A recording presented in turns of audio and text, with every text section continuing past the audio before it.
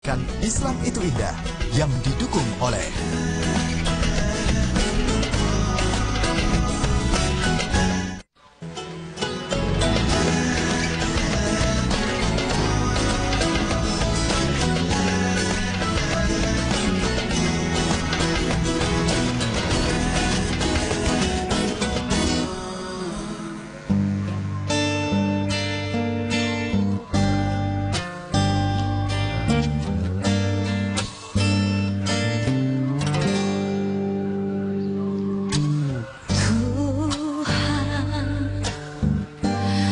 tempat aku berteduh, di mana aku mengeluh dengan segala peluh.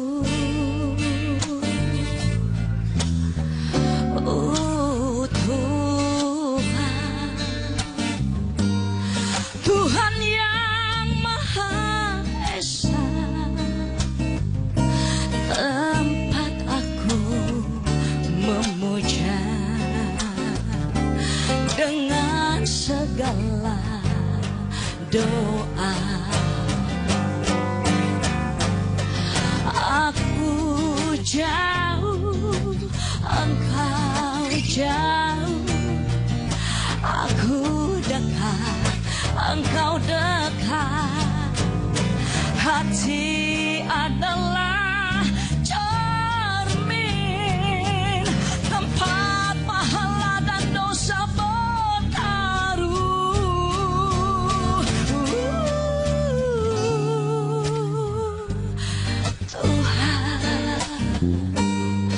Tuhan yang Maha Esa, tempat aku memuja dengan segala doa.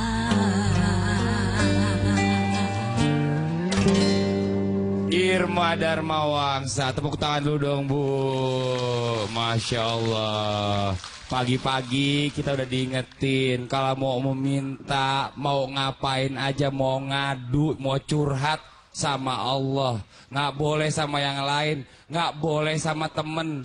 Karena kalau curhat sama temen, ntar tiba-tiba ngadu bisa bikin kita kapok. Iya. Apa curhat? Kadang-kadang ini apa? Baik di depan, di belakang kita nggak tahu. Nah, Hati orang tidak bisa diukur. Ini curhat. Bukan gitu, maksudnya kan kita kadang nggak tahu ya, hati manusia tuh nggak bisa diukur. Dalamnya lautan bisa diukur, tapi hati manusia tidak bisa diukur. Luar biasa. Itu buku yang dikarang oleh Dwi Andika. Bukan. Jangan ngomongin masalah Dwi Andika, Pak Ustadz. Kenapa? Karena udah enggak lagi. Tuh kan, Pak Ustadz sih. Pagi-pagi udah diingetin. Irma, makasih banyak ya udah datang di Islam itu indah ya. Sama-sama. Nanti kita ngobrol-ngobrol lagi ya. Boleh duduk dulu ya. Ya. Orang udah move on ya Mbak ya, diinget-ingetin. Iya, Pak Ustadz sih. Assalamualaikum warahmatullahi wabarakatuh. Jamaah. Oh, jamaah.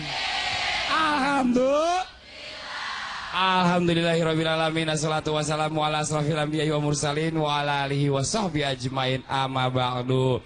Alhamdulillah Bu, hari ini saya Fadli senang banget bisa kembali lagi nemenin ibu-ibu semua, jamaah juga yang di rumah. Nih, saya mau tanya ibu-ibu dari mana ibu-ibu? Dari Bandung. Yang lain dari mana ini? Yang sebelah sini? Dari Periuk banjir Bu, masih Bu? Ya Allah, mudah-mudahan cepat surut ya Bu ya. Tidak bertanggung jawab. Kenapa Pak Ustadz? Banjir ditinggalin. Enak aja, nggak begitu. Udah surut kali Ustaz. Udah mulai surut, cari ilmu nggak apa-apa ya Bu ya. Iya, Kan udah ada suaminya yang bersihin. Tapi banjir itu juga nggak bikin kapok. Hari ini kita angkat temanya adalah susahnya kapok. Loh, kok susahnya kapok nih Irma nih? Saya mau ngobrol lagi sama Irma. Bentar Pak Ustadz ya, Ustadz saya maaf ya, maaf banget. Ya. Irma, Ya. Irma kan udah pernah menikah, terus gagal. Pacaran, gagal. Terus Namanya kan ikhtiar. iya Ustazah. Irma nggak kapok. Kalau aku sih kapok ya. Aku tuh makanya sampai dengan detik ini aku nggak pernah mau sama laki-laki. Hey, Aku mau sama perempuan. Coba Irma nggak pernah kapok Irma. Kapok nggak sih? Kalau dibilang kapok sih ya enggak lah. Aku kan masih muda. Wih. Nanti kalau ya Bu ya. Irma kan masih muda. Kalau ibu, aku mau sendiri terus. Masih muda juga. Masih muda.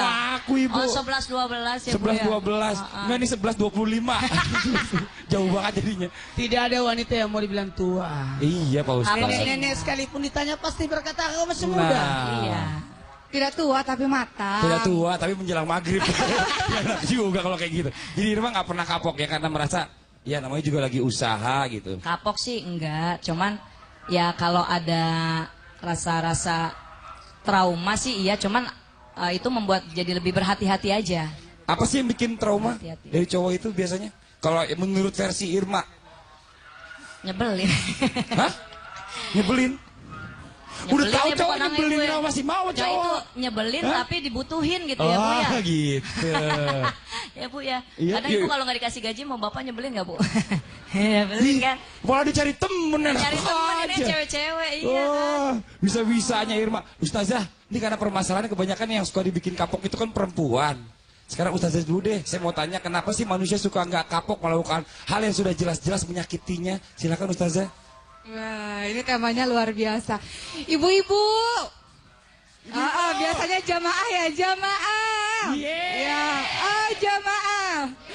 Alhamdulillah. Hari ini kita membahas mengenai kapok ya apa tadi Bu?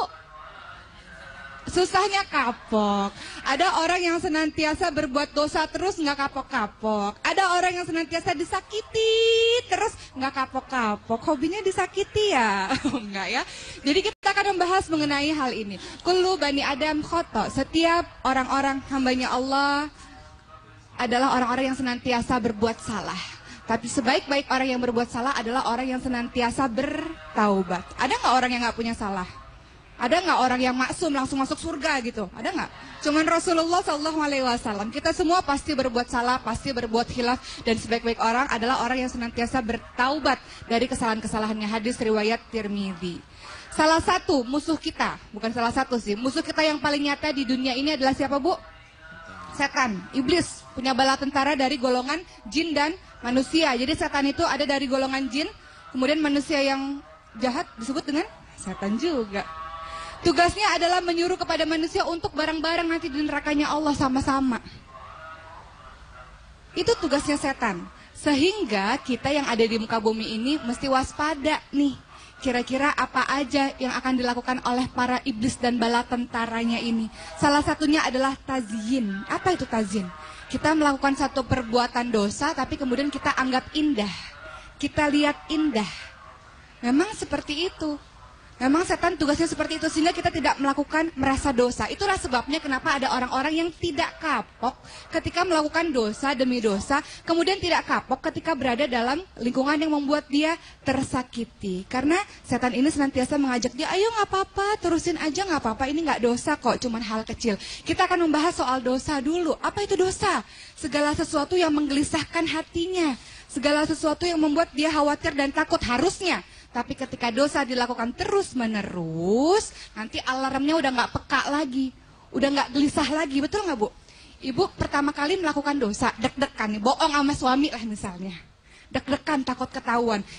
Nggak ketahuan nih, bohong yang pertama, bohong deh yang kedua, nggak ketahuan lagi, alhamdulillah. Bohong yang ketiga, nggak ketahuan lagi ya Bu. Ini pengalaman banget ya. Akhirnya seterusnya apa? Seterusnya akan menjadi sebuah kebiasaan sehingga dosa itu tidak berasa lagi. Ya Bu? Akhirnya menganggap itu menjadi suatu hal yang biasa. Itu yang menjadi penyebab salah satu kenapa orang nggak kapok dalam melakukan dosa demi dosa. Karena menganggap dosa itu remeh. Ketika seseorang menganggap dosa itu remeh, dosa itu kecil, sehingga dia terus-menerus melakukan, hati-hati, ini juga termasuk dari kategori dosa-dosa kecil dilakukan terus-menerus menjadi dosa-dosa yang besar. Kemudian yang kedua, ketika seseorang itu berdosa, kemudian tidak menyadarinya, atau ketika itu menyadari tapi berpikir, aku kan masih pengen berbuat dosa, tobatnya nanti aja. Kalau udah puas lakuin dosa, tobatnya sekalian aja. Ada Bu yang begitu. Ntar kalau aku misalnya tobat, hari ini tobat, besok dosa, besok tobat, besok dosa lagi, nanti jadi tobat sambal. Tobatnya entar-entar aja, itu juga termasuk golongan dari orang-orang yang berdosa karena menunda-nunda bertaubat. Sekarang pertanyaannya, kalau ada orang yang nyaman berada dalam lingkungan yang tersakiti, nggak kapok-kapok untuk disakiti terus, misalnya dalam hubungan suami istri. Suaminya KDRT, mukul terus kerjaannya, nempeleng terus kerjaannya. Tapi sabarnya antara sabar sama ini nggak ngerti nih. Sabar terus. Kenapa ada orang-orang yang seperti itu? Pertama, karena bergantung pada hambanya Allah. Ada orang juga yang pacaran misalnya. Udah disakitin terus-menerus, diselingkuhin terus-menerus, bertahan aja, heran. Perasaan dunia nggak selebar daun kelor ya. Perasaan laki-laki di sana yang jauh lebih baik banyak tapi masih bertahan. Kenapa? Karena ada rasa bergantung itu tadi. Takut kehilangan. Bergantungnya nggak sama Allah, bergantungnya sama orang itu, sehingga hidup mati hanya untukmu. Hidup mati kuserahkan hanya untukmu. Hati-hati ketika orang menjadikan orang lain sebagai sesembahan. Itu termasuk sesembahannya loh. Karena menyatakan bahwa hidup matiku untuk kamu, nggak bisa lepas dari orang itu. Kasihan banget. Itu karena faktor 5 huruf. Apa tuh, itu? Ustaz? C-I-N-T-A. Iya. Bacanya cinta. Tapi Allah baik Bu sama kita Bu. Kenapa? Coba kalau misalnya dosa itu benjol. Mungkin Oh iya, benjol udah banyak ya? banyak tuh benjol di mana-mana tiap hari. Karena nggak sadar kan ngelakuin dosa itu, jadi seolah-olah ngelakuin lagi gitu. Nih, dan di rumah juga kita akan kasih kesempatan juga untuk bertanya langsung kepada Pak Ustadz Maulana dan juga Ustazah Oki. Langsung aja telepon ke 791877700 untuk di luar Jabodetabek di 021791877711. Tapi saya masih penasaran nih Ustazah Oki. Sebenarnya apa sih hukumnya untuk orang yang sudah tahu itu tidak baik tapi terus saja dilakukan? Dan di rumah jangan kemana-mana. Kita akan segera kembali lagi tetap di Islam Itu Indah. Jamaah. Oh jamaah. Alhamdulillah.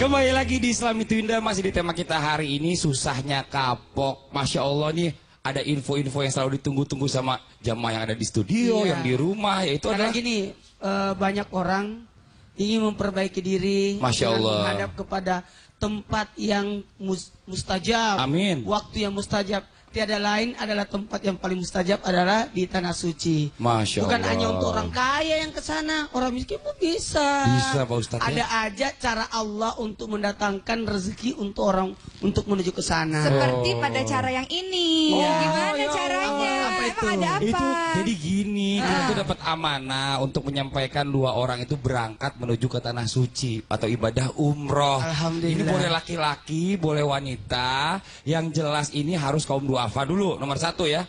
Yang kedua mungkin ada kerabat, saudara, ibu atau tante atau tetangga yang memang kira-kira ini orang ini kriterianya luar biasa nih. Dia ini inspiratif banget.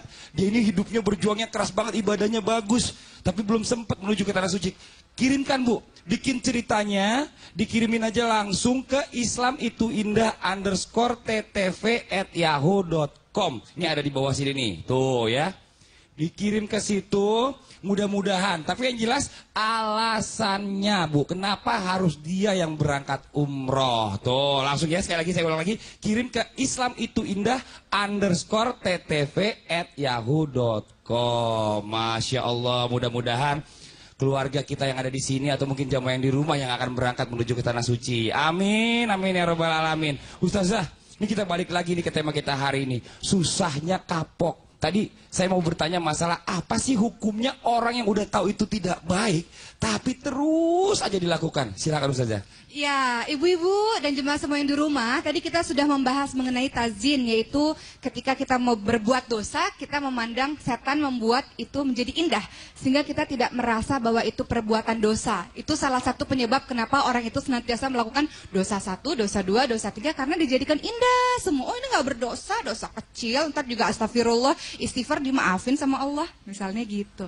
Sekarang kita akan bahas dulu mengenai dosa-dosa kecil sebelum nanti apa kira-kira hukuman dari Allah, apa kira-kira hukumnya ketika orang itu sudah tahu dosa tapi dilakukan. Termasuk dosa-dosa yang dianggap remeh-temeh, misalnya di kantor, ada uang nyelip nih, ambillah sedikit, nggak ketahuan ini, paling cuma berapa ratus ribu, nggak ketahuan, dosanya juga istighfar doang, insya Allah Allah udah mengampuni, Allah kan maha pengampun. Misalnya begitu, diambillah satu tuh duit, duit haram masuk deh, beli makanan, beli bahan makanan ngalir ke darah anak istrinya. Termasuk juga yang dijadikan dosa-dosa yang remeh-temeh, sudah punya suami, sudah punya istri, pulang kerja. Ada wanita yang nebeng dong, Mas misalnya, nebeng dong Pak. Akhirnya pulang berduaan di dalam mobil. Boleh nggak Bu berduaan dalam mobil? Kan nggak ngapa-ngapain. Namanya kholwat. Kholwat itu apa? Berdua-duaan antara laki-laki dan perempuan. Memang awalnya nggak ada apa-apa, tapi siapa tahu si setan ini senantiasa menghembus-hembuskan sehingga terjadilah asal mula perselingkuhan dari situ. Termasuk juga untuk anak-anak muda, sebentar lagi Valentine's Day. Ya Bu ya. Ibu-ibu sih udah nggak ngerayain lagi, udah maghrib. Ya, untuk anak-anak muda Valentine's Day tanggal 14 Februari, tanggal berapa nih Bu? Tanggal 14 Februari. Jangan mengikuti sesuatu yang kamu tidak tahu pengetahuan di dalamnya. Sesungguhnya mata, hati, penglihatan, pendengaran itu akan dimintai pertanggungjawabannya. Untuk anak-anak muda, kasih sayang dalam Islam setiap hari. Jangan cuma hanya 14 Februari ada dinner, ada party, ini termasuk Halloween tuh. Itu budaya mana? Ketika kita mengikuti satu kaum, maka kita termasuk dari kaum tersebut. Jadi hati-hati. Sekarang ada jenis orang-orang yang ketika melakukan dosa, ada dua jenisnya. Ada jenis orang-orang mukmin, orang-orang bertakwa, ada jenis orang-orang yang tidak mukmin, yang tidak bertakwa kepada Allah Subhanahu wa taala, menyikapi dosa ini dengan yang berbeda. Ketika ada dosa, orang-orang mukmin, orang-orang bertakwa, dalam surat Al-A'raf 201 disebutkan mereka ini ketika ditimpa was-was dari setan, kemudian mereka ingat Allah, langsung ingat Allah. Seperti Nabi Yusuf alaihi salam, ketika digoda wanita cantik bernama Zulaika, wanita cantik dan wanita terhormat, kira-kira Nabi Yusuf alaihi salam mau nggak Bu? Tergoda nggak? Hampir tergoda. Nabi Yusuf punya keinginan yang sama juga. Tapi kenapa Nabi Yusuf alaihissalam langsung ingat kepada Allah? Dia berhenti melakukan, tidak jadi melakukan hal-hal tersebut. Makanya disebutkan dalam sebuah hadis, ada 7 golongan orang yang apabila salah satunya ketika dilakukan akan mendapatkan naungan Allah. Ketika pada saat itu tidak ada lagi naungan dari Allah, adalah salah satunya ketika pemuda yang diajak berzina oleh perempuan, oleh wanita, dan mereka mengatakan, tidak, sesungguhnya aku takut kepada Allah Subhanahu wa taala. Ini ciri orang-orang yang beriman. Melakukan dosa, dia bertaubat. Taubatnya juga bukan tobat kumat atau tomat atau tobat sambal, tapi tobatnya tobat nasuha. Ciri tobat nasuha itu apa? Pertama, menyesal melakukan dosa itu, kemudian berhenti melakukan dosa itu, kemudian berbuat baik untuk menutupi kesalahan yang kemarin. Itu ciri dari taubatan nasuha. Tapi banyak orang yang mengatakan taubatnya nanti aja deh kalau udah tua, ntar aja udah 40, 50, 60 tahun. Nih biasa anak-anak muda nih. Ntar aja, pede banget, emang umurnya bisa sampai segitu, kepedean. Ntar keluar dari gedung ini jebruk, innalillahi wa inna ilaihi rajiun, gimana? Nggak ada yang tahu. Jadi hati-hati. Kemudian yang kedua, sifat orang-orang yang ketika melakukan dosa, dia mengabaikan dosa itu, ini ciri orang-orang yang, ibu hati-hati ketika melakukan dosa. Nasihat untuk saya, ada satu titik hitam di dalam hati itu. Ketika kita mengucapkan istighfar, minta ampun pada Allah, Allah bersihkan. Melakukan dosa lagi, ada titik hitam lagi. Semakin banyak dosa, hatinya menjadi hitam. Padahal hati yang bersih itu bisa membedakan ketika melakukan dosa, bergetar hatinya. Hati yang hitam sudah keras seperti batu, silahkan hati-hati. Allah nggak butuh kamu kok, kamu yang nanti akan membutuhkan pertolongan Allah.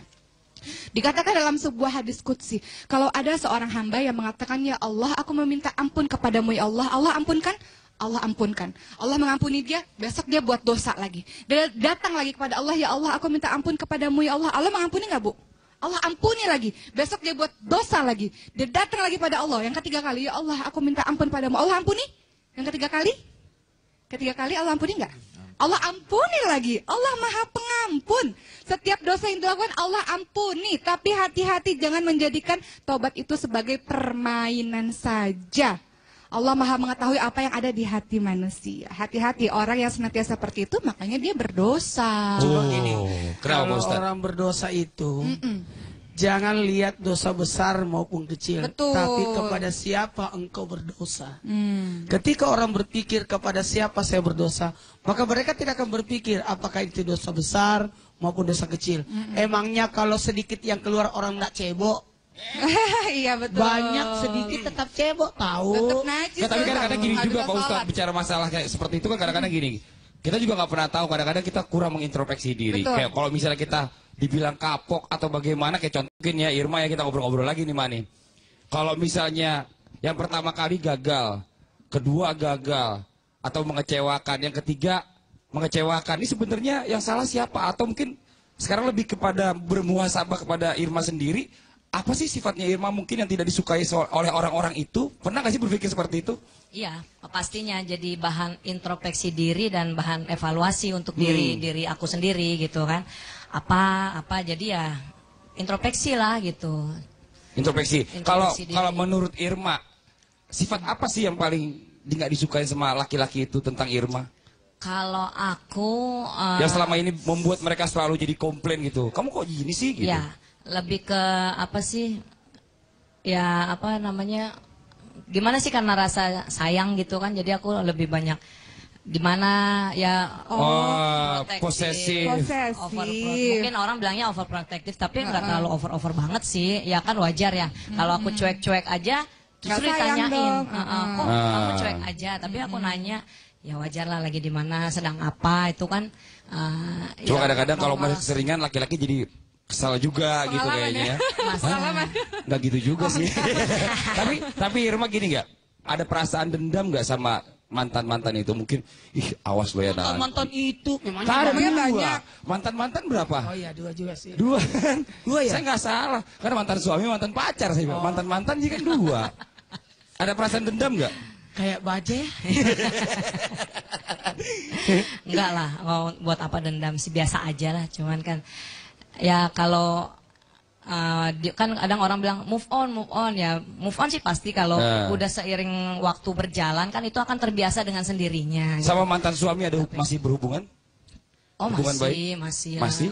kan karena kita ada anak kan. Dan mantan pacar? Ya, Ada hubungan? Masih? Belum lah saat Udah ini. nggak berhubungan? Mau tahu nggak cara cepat move on? Cara cepat move on Apa tuh? adalah mendapatkan pasangan yang baru. Iya. Doain cepat nikah makanya nanti insya Allah. Tuh, amin. Jangan pacaran, ngapain nikah Makanya aja. Ustaz Soki cariin temennya. Iya. Ustadz tahu aja, Ustadz kan banyak. Iya, yuk. Yang di rumah nanti kita kasih kesempatan juga untuk bertanya langsung kepada Pak Ustadz dan juga Ustazah. Silakan telepon aja ke 7918770 untuk di Jabodetabek. Untuk di luar Jabodetabek di 0217918711. Setelah ini kita akan mendengarkan tausiah dari Ustadz Maulana. Bagaimana caranya agar manusia tidak kapok atau manusia kapok sekarang ya, agar manusia itu kapok melakukan hal-hal yang kurang baik. Tetap di Islam itu indah. Jamaah. Oh jamaah. Alhamdulillah.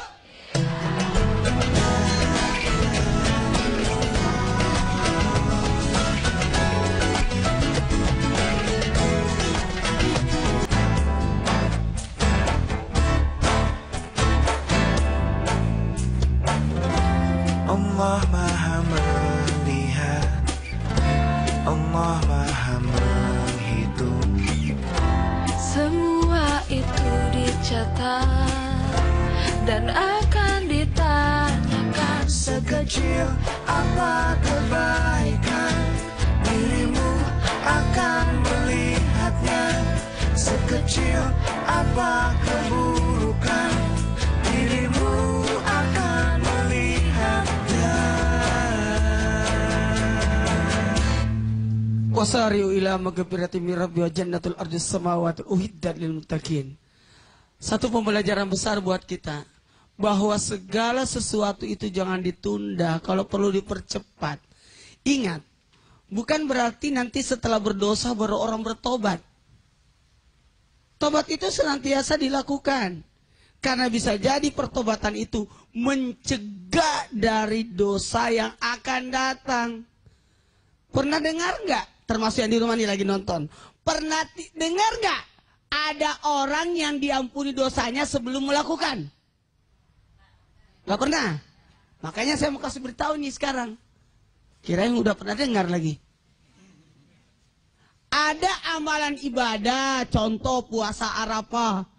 Siapa yang melakukan puasa Arafah 9 Zulhijjah akan diampuni dosanya 1 tahun yang lalu dan 1 tahun yang akan datang. Terus ditanya, ya Rasulullah, apa maksud balik amal ibadah ini diampuni dosa yang akan datang. Artinya kalau dosa yang lalu diampuni dosa-dosanya yang sudah dilakukan, dan 1 tahun yang akan datang diampuni dosanya. Maksudnya terhalang untuk melakukan dosa. Termasuk salat. Inna salata tanha anil fahsai wal munkar. Sungguh salat itu mencegah dari perbuatan keji dan mungkar. Keji itu yang merusak pada dirinya, kemungkaran yang mengganggu orang lain. Artinya menghinakan diri terhindar dan mengganggu orang lain juga terhindar. Artinya perbuatan-perbuatan kebaikan itu menghalangi orang untuk melakukan dosa. Maka istilah bagaimana cara agar manusia kapok melakukan hal yang kurang baik, maka sibukkan diri dengan kebaikan, maka tidak ada waktu untuk melakukan keburukan. Itu langkah pertama. Langkah kedua, supaya tidak melakukan lagi hal yang tidak bagus, dalam artinya supaya kapok melakukan keburukan adalah dengan apa? Melihat akibat dari perbuatan itu. Kenapa tidak pernah belajar? Waduh, aku sadar melihat ada orang seperti itu. Ih, kasihan banget. Gara-gara apa? Gara-gara ini. Ih, penyakit kelamin. Ih, gara-gara apa? Gara-gara ini. Apa salahnya kita banyak membaca buku? Kenapa dalam Al-Quran banyak mengandung kisah-kisah untuk pembelajaran buat kita sekarang ini? Tubuhnya Fir'aun diselamatkan supaya tidak hancur, untuk pembelajaran buat generasi berikutnya supaya tidak melakukan hal yang dilakukan Fir'aun, mengaku dirinya Tuhan. Buat yang di rumah nih, ada banyak pembelajaran yang kita dapat pelajaran dari orang-orang di sekitar kita. Karena ayat-ayat itu bukan hanya yang dalam Quran, tapi ayat-ayat itu termasuk ibaratnya pengalaman yang terjadi. Jadi sebenarnya banyak yang bisa jadi pembelajaran buat kita. Makanya pembelajaran yang paling besar adalah pengalaman. Jangan lihat dia siapa. Bisa jadi orang pergi, kan gini, pergi melihat orang kematian, orang berduka, jadi pembelajaran. Kan ada 2 nasihat yang ditinggalkan oleh Rasul. Nasihat yang berbicara dan nasihat yang diam. Nasihat yang berbicara adalah Al-Quran, di mana disampaikan para pendakwah, para ulama. Dan ada juga nasihat yang diam. Apa itu nasihat yang diam? Adalah nasihat kematian. Sini, lihat. Iya, Pak Ustadz. Sini. Ada nasihat. Ih, serem-serem ya. Biasa suka masalah ngeriung. begini. Harap Kenapa maklum sih, Pak yuk. Ustadz? Jangan gitu juga jalannya. Kasihan. Jadi gini, ada banyak hal buat kita sendiri. Sering-seringlah pergi ke kuburan. Ngapain, Pak Ustadz? Lihat, kita akan ke sana. Oh. Sehingga orang tidak akan berani untuk melakukan kemaksiatan, kapok melakukan dosa. Sering-seringlah ke rumah sakit, lihat orang sakit. Ih, sakit apa sih? Ih, gara-gara apa? Begini. Aku pernah lihat ada orang Ada orang apa, Pak Ustadz? lumpuh. Karena? Setiap hari dipijit terus. Oh. Emang bisa gitu ya? Iya. Kayak dipijit mulu. Ulang, diinjek-injek terus. Ulang, diinjek-injek. Salah injek. Diurut tiap hari. Ternyata salah urut. Jadi lumpuh. Jadi sebenarnya bahaya juga. Oh. Irma, ada sesuatu yang kapok nggak dari Irma? Saya pernah ngeliat orang sakit, Iya. sakit panu, Mas. Ya? Itu aku suka. Gara-gara jarang mandi. Itu berarti kan, Jorok itu. berarti Ih. harus bersih Makanya kan? kita harus Jawabannya bersih. yang benar, Ustaz tanyanya serius, jawabannya bercanda yang bikin kapok gimana? Nggak, sebenarnya. Kalau dia itu bukan bikin sebenarnya kapok. Jawaban kapok, jawaban yang kocak itu Apa-apa. sebenarnya untuk menutupi sesuatu yang Sedih. Oh, lagi sedih nih hatinya. Enggak, Pak Ustadz. Aku ngeliat Pak Ustadz aja kayaknya udah ini adem mati aku loh. enggak masalah. Tumben pertama kali ada orang yang bilang lihat Ustaz tadi hatinya adem. Ini adalah orang yang pertama. Begini, ada banyak hal ketika orang melakukan dosa, ketika orang melakukan kesalahan, dia malah dingin. Oh, gitu. Artinya dia keenakan, keasikan. Ini bahaya. Jangan sampai dosa itu jadi kebiasaan. Ih, serem banget. Apalagi dengan mudahnya orang melakukan kesalahan dan tidak ada perasaan. Makanya pernah dengar nggak ada orang pembunuh berdarah dingin? Pernah. Nah, kenapa dia katakan pembunuh berdarah dingin? Sudah tidak ada rasa bersalah. Padahal manusia ketika melakukan kesalahan pasti ada perasaan bergetar hatinya. Harusnya. Merasa takut. Sama satu lagi Ustaz. Satu lagi. Apa tuh? Dosa berjamaah. Karena teman-temannya berbuat dosa, jadi dia buat dosa, jadi dia nganggap itu hal yang biasa. Karena teman-temannya melakukan seperti itu. Nah kayak ini biasa tuh anak-anak tawuran. Nah, Atau mendiamkan orang berbuat dosa itu sama juga jadi dosa berjamaah juga kan? beraninya kok rame-rame gitu berantem gitu kan. Apalagi kalau sudah menyatakan yang dosa itu jadi halal atau dosa itu suatu kebiasaan. Ingat, dosa-dosa seperti itu sudah tidak bisa dikategorikan dosa lagi, sudah pembangkangan, sudah perlawanan. Orang berdosa karena tidak tahu, mungkin bisa dimaafkan karena ketidaktahuan dia.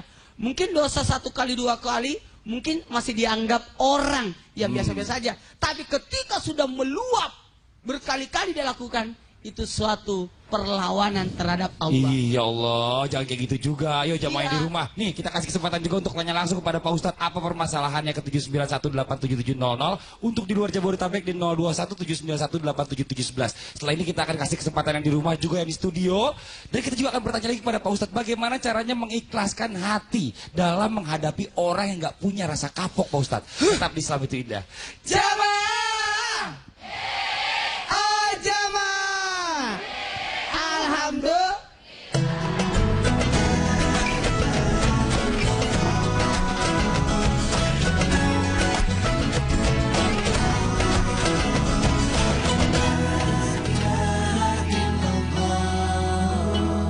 Kembali lagi di Islam itu Indah. Jamaah nih, saya mau ngobrol-ngobrol dulu nih sebelum kita lanjutkan lagi tausiahnya Pak Ustadz Maulana ke Irma. Irma, sekarang anak umur berapa?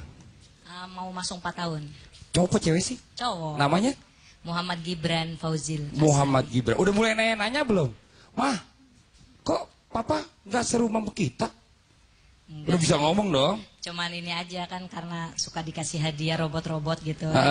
Jadi kan nanyanya tuh Transformer mana Transformer gitu. Loh, kok bukan bapaknya yang tanya? Ya maksudnya kan mau hadiah robot Transformernya itu. Dari bapaknya. Dari bapaknya. Tapi sama bapaknya hubungannya gimana anaknya? Ya baik Baik masih bertanggung jawab. Sering ketemu? Anaknya. Sering ketemu? Ya anakku aja. Iya anaknya. Maksudnya dalam 1 minggu berapa kali ketemu sama ayahnya? Tergantung sih ya, tergantung dia mintanya aja. Siapa yang minta nih? Ya bapaknya. Si bapaknya yang Karena minta. anaknya kan sama aku. Oh anak sama Irma. Terus anak sekarang yang nanya nggak sih kalau misalnya Irma tiba-tiba pacaran atau mungkin jalan sama cowok lain, kok mama jalan sama siapa gitu? Pergi sama, 4 tahun udah banyak dong. Anak gua aja yang 3 tahun 2 tahun aja mulutnya kayak Pak Ustadz. Hanya belum cukup 1 tahun. Waktu aku umur 2 tahun 3 tahun. Ya nanya-nanya sih pasti. Nanya-nanya gimana biasanya? Iya, itu om gitu. Itu om gitu. Itu om siapa maksudnya? Itu om siapa kayak mah? waktu itu kan Om Ika gitu. Oh gitu. Dekat tapi waktu itu sama mantan. Ya dekat juga lumayan. Dekat sedekat apa sama mantan waktu itu? Ya biasalah karena suka diajak main kan gitu. Kan kalau anak kecil kan gampang disogok ya. Sering diajak main rekreasi terus dikasih mainan tuh langsung deket banget. Lebih gitu. dekat mana sama mantan apa sama ayahnya? Ya sama ayahnya lah. Masa? Yakin? Ya nggak tahu deh, tanya anak aja. Terus sekarang kan udah gak sama Dika lagi. Nanti akan mengenalkan lagi sosok seorang laki-laki lagi kepada si anak. Gak takut nanti ada pertanyaan, ih mah kok banyak banget sih orang-orang yang datang ke sini? Nggak lah, makanya kan saya nggak mau ya terlalu terburu-buru lah, sekarang lebih berhati-hati. Mungkin antisipasi apa dari Irma buat anak nanti apabila tiba-tiba ada pertanyaan-pertanyaan ajaib yang dikeluarkan oleh seorang anak. Kira-kira apa pertanyaan jawabannya? Ya menjawab dengan jujur aja. Tapi anak tahu gak sih kalau Irma itu sekarang udah sama papanya itu udah gak bareng lagi? Belum ngerti sih ya. Belum ngerti? Belum paham. Belum paham sama sekali. Sekarang sama...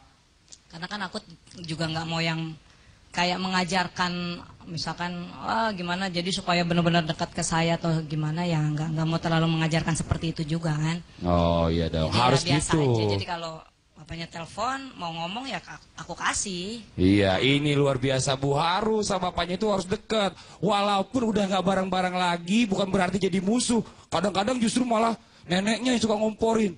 Tuh, no lihat no, jangan kayak bapak lu ya, gitu katanya. Wah, itu bahaya banget, Bu. Kan bekas Harus istri dideketin. ada, bekas anak yang nggak ada. Kan? Bekas bapak juga nggak ada, Bu. Masya Allah, ini kadang-kadang nih nenek-neneknya yang suka jadi kompor semuanya. Bekas nenek pun nggak ada. Nggak ada, ya betul. Nih, coba ibu-ibu. Saya mau tanya, atau ibu-ibu saya kasih kesempatan untuk nanya dulu. Siapa yang mau bertanya, ibu-ibu silakan angkat tangannya, ayo. Yang mana nih? Coba ya, yang di sini dulu deh. Yang hitam dulu nih, silakan, ayo. Bajunya. Iya, yang hitam, yang maaf Pak Ustadz. Orangnya Mana putih. ada orang dibilang nih. Gimana Orangnya hitam. Oh, bajunya. Saya mau ngomong, silakan Bu. Berdiri duduk. Duduk aja Bu. Tak kalau ibu berdiri, teman-temannya nggak masuk TV.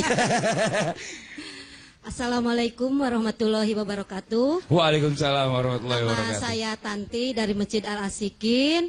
Ustadzah, saya mau bertanya. Silakan. Suami saya tipe orang yang tidak mempedulikan kesehatan.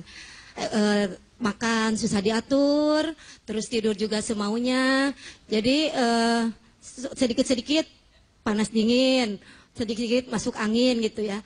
Jadi saya sebagai istri merasa khawatir untuk melihat suami tersebut, bagaimana sebagai istri untuk merubah kelakuan suami agar bisa diatur dan suami itu bisa berubah. Apa yang harus saya lakukan? Yang sudah ibu lakukan apa dulu, Bu? Yang sudah ibu Yang lakukan sekarang ini apa kata Ustazah? Ya biasanya saya mengingatkan kalau ini udah jam makan pagi, udah disiapkan kalau mau pergi ngantor, itu ada makan ada tidak, kalau makan cuma sedikit. Udah disiapin tapi nggak makan gitu. Makan cuma 1 sendok paling juga gitu. Kalau siang kan di kantor, suka ditelepon gimana udah makan, katanya udah ya nggak tahu gitu. Jangan-jangan suaminya diet Bu, biar untuk langsing. Oh itu jadi tetap ibu sebagai istri sudah melakukan kewajiban sebagai istri, Ya. melayani suami, tapi sang suaminya sendiri yang mungkin nggak mau cuma 1 sendok doang makannya, gimana nih Ustazah? Ya. Itu masalah makan, ada juga masalah yang suaminya bandel misalnya. Misal ya. Misalnya, kan kalau kita melihat kemungkaran kan ada 3 yang bisa kita lakukan. Pertama kita lakukan dengan tangan, artinya dengan perilaku. Dengan kekuasaan misalnya begitu. Kedua, kalau nggak mempan juga, nggak bisa, kita nggak mampu, lakukan dengan lisan. Kalau lisan sudah diingetin, dinasehatin, nggak dengar juga, maka dengan hati, dengan doa, dan itu selemah-lemahnya iman. Kalau misalnya ini ada yang suaminya nggak mau makan lah, atau misalnya suaminya nakal gitu ya Bu ya, bandel gitu di luaran sana, yang harus dilakukan pertama ibu lakukan sebisa ibu, kemudian ibu katakan dengan mulut ibu, kalau nggak bisa wasta'inu bisabri wassalah, ibu sholat, ibu sabar, ibu doakan suami ibu untuk senantiasa balik lagi gitu. Oh, gitu. Kalau persoalan makanan sih aman Bu. Iya. Mau Biasanya supaya kalau lapar makan sendiri deh. Mau nggak suaminya makan pagi besok? Mau nggak Bu? Mau. Ibu-ibu yang di rumah mau. Gampang, tanya besok pagi saya mau siapin makanan apa. Jadi pesan, kira-kira suami ibu nggak suka makanan itu. Jangan-jangan. Atau Bu cara kedua kayak yang istri saya lakukan Bu. Apa? Sedih dia. Loh, kenapa kamu sedih? Aku udah capek-capek masakin buat kamu nggak makan. Katanya gitu. Jadi, ya Allah. tadinya udah nggak mau makan. Ya udah deh makan dulu. Gitu Bu. Ya, insya Allah berhasil sih. Oh jadi triknya gitu ya, triknya muka sedih. Ya Pak Ustadz, sekarang kita pengen tahu juga nih bagaimana caranya mengikhlaskan hati dalam menghadapi orang yang nggak punya rasa kapok Pak Ustadz, silakan. Begampang. Buat jamaah termasuk yang di rumah menghadapi orang yang tidak ada kapok-kapoknya.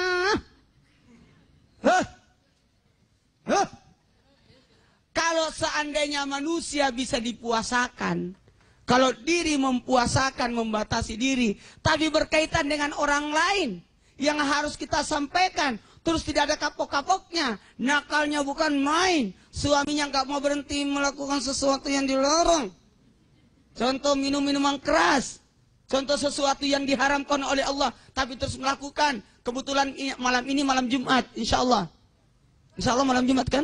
Emang kenapa malam Jumat Ustadz? Ntar malam Jumat kan? Oh Ustadz membaca surat Al-Kahfi ya. Bukan. Apa? Malam Jumat itu biasanya orang melakukan amal ibadah setelah maghrib kan seluruh amal ibadah dilipat gandakan sampai 70 kali lipat kalau hari Jumat. Dimulainya malam Jumat. Ada amalan nenek moyang kita tuh bagus-bagus juga tuh. Apa salahnya kita mendengarkan kata petua orang dulu? Katanya supaya orang kapok untuk melakukan dosa gampang. Ambil kotoran ayam, simpan di telapak kakinya pada waktu suami tidur. Ya Allah, semoga minuman hamar yang diminum baunya kayak seperti kotoran ini. Tidak ada salahnya. Suaminya bangun-bangun pingsan. Bau apaan nih? Ustaz, ntar ibu-ibu sebagian yang oh itu bener gitu lagi Ustaz. Ini benar. Ini namanya kan doa kan ada 3. Doa bentuk ucapan, ada doa bentuk perbuatan, ada doa bentuk isyarat. Kenapa ada nasi tumpeng? Isyarat. Tidak ada salahnya. Ayo Bu, praktekin sebentar malam ya. Suaminya tidak kapok-kapok. Sekarang membicarakan tentang supaya orang ikhlas dalam arti yang memberikan wejangan. Ayo praktek lebih utama. Ajak dia untuk melihat aksi yang sudah terjadi. Nih bahayanya, nih bahayanya. Jadi ketika orang melihat seperti itu, jadi pembelajaran besar buatnya. Masya Allah, nih pelajaran buat di rumah. Tadi ada tips-tips yang lucu kan dari Pak Ustadz kan. Mau tips-tips yang lain? Jangan kemana-mana, makanya tetap di Islam itu Indah. Jamaah! Oh jamaah! Alhamdulillah.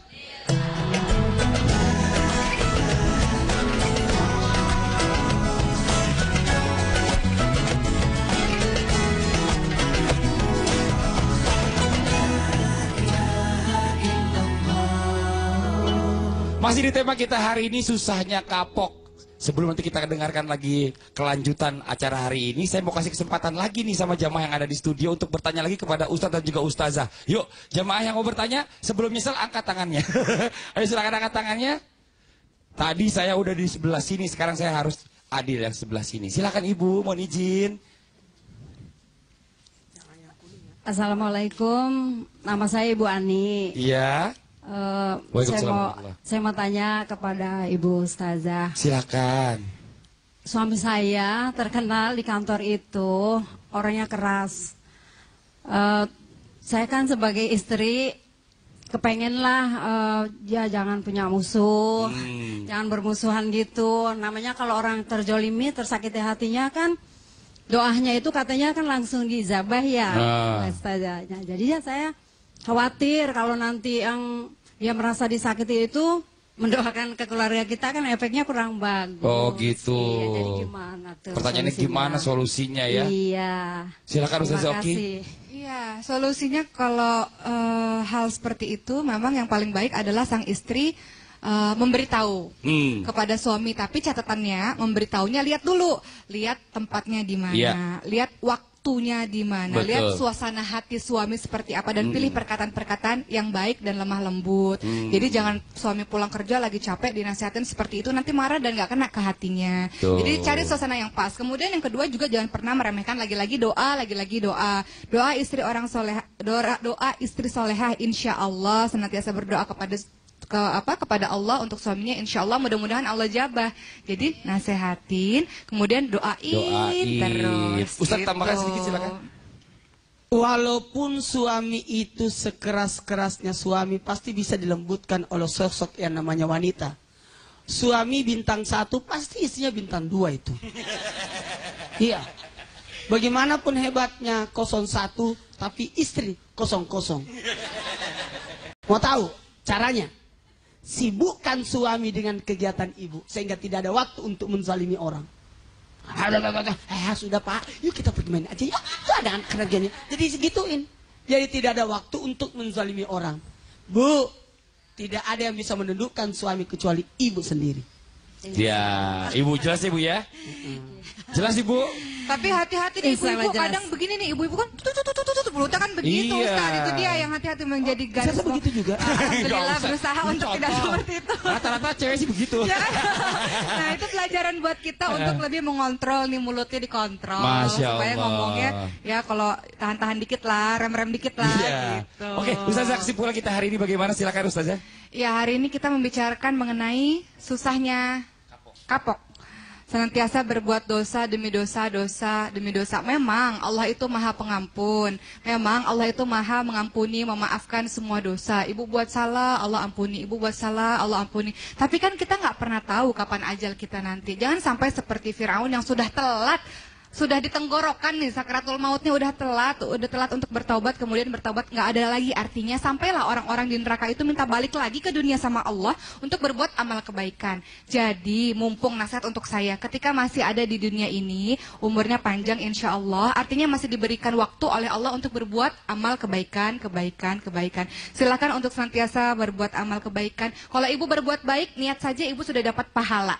Ibu lakukan, ibu pahala lagi. Kalau ibu buat dosa, ibu niat, ibu belum dapat dosa. Tapi ketika ibu mau melakukan, ibu nggak jadi melakukan, ibu dapat pahala karena ibu tidak melakukan dosa. Ada banyak hal orang nggak tahu bahwa hidup ini singkat. Mungkin orang melakukan dosa karena menganggap umurnya masih panjang. Ayo senantiasalah kita mengingat akan kematian minimal 21 kali setiap hari. Setiap kita mau salat, setiap kita melakukan kebaikan, niat bahwa kita akan menuju ke akhirat. Bismillahirrahmanirrahim. Ya Allah ya Rahman, ampunilah dosa-dosa kami, baik yang kusengaja maupun yang tidak kusengaja, yang ku ketahui maupun yang tidak ku ketahui. Sadarkan kami ya Allah sebelum terjadi penyesalan. Ya Allah, aku tahu, aku sadar, tapi kadang aku melakukannya. Ya Allah, ingatkan kami, sadarkan kami. Betapa banyak amal ibadah yang kulalaikan, betapa banyak kesempatan yang kutinggalkan. Waktuku, kesempatanku, izinkan aku ya Allah untuk bisa memperbaiki diri. Izinkan aku ya Allah untuk bisa bertaubat. Ya Allah, terimalah amal ibadah hamba ya Allah. Terima kami sebagai hamba-Mu ya Allah. Ayo berjanji dalam hati kecil kita untuk tidak mengulangi dosa-dosa yang kita lakukan. Berjanji. Amin, amin ya rabbal alamin. Amin, amin ya rabbal alamin. Alhamdulillah, demikianlah tausiah singkat yang disampaikan oleh Bapak Ustadz Maulana dan juga Ustazah Oki. Mudah-mudahan apa yang disampaikan hari ini bermanfaat untuk kita semua dan doa kita juga diijabah oleh Allah Subhanahu wa taala. Amin, amin ya rabbal alamin. Terima kasih banyak juga kepada Irma dan Mawangsa sudah hadir di Islam Itu Indah, dan kepada jamaah yang di rumah jangan lupa saksikan terus Islam Itu Indah setiap hari hanya di Trans TV. Akhirnya saya Fadli mohon undur diri. Mohon maaf atas segala kekurangan. Wabillahi taufiq wal hidayah. Assalamualaikum warahmatullahi wabarakatuh. Jamaah. Oh jamaah. Alhamdulillah.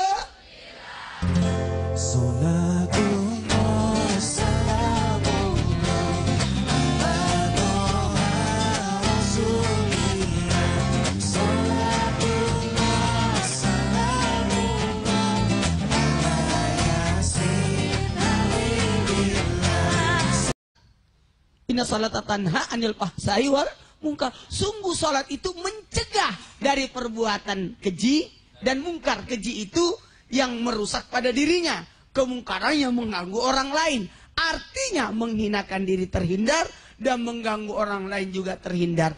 Artinya perbuatan-perbuatan kebaikan itu menghalangi orang untuk melakukan dosa.